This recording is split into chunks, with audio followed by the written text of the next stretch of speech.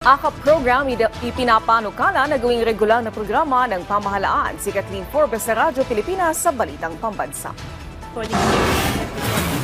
Itinutulak ngayon sa Kamara na ma-institutionalize o isabatas para regular ng mapondohan ang Ayuda sa Kapusangkita Program o AKAP. Sa House Bill 11048 na inihain ni Batangas Representative Jervil Luistro, gagawing regular na programa ang AKAP para tuloy-tuloy ang implementasyon nito.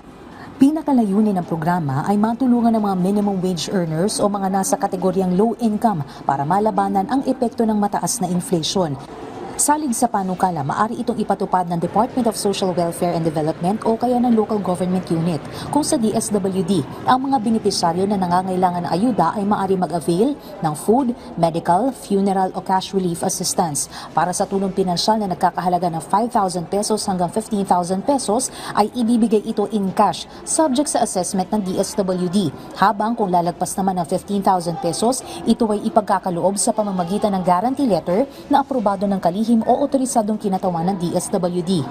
Kapag ang LGU naman na nagpatupad, tatawagin itong rice assistance sa pakikipagtulungan pa rin sa DSWD. Ang kwalipikadong benepisaryo ay makakatanggap ng tulong katumbas ng kalahati ng kabuang halaga ng 25 kilos ng bigas batay sa suggested retail price ng Department of Agriculture.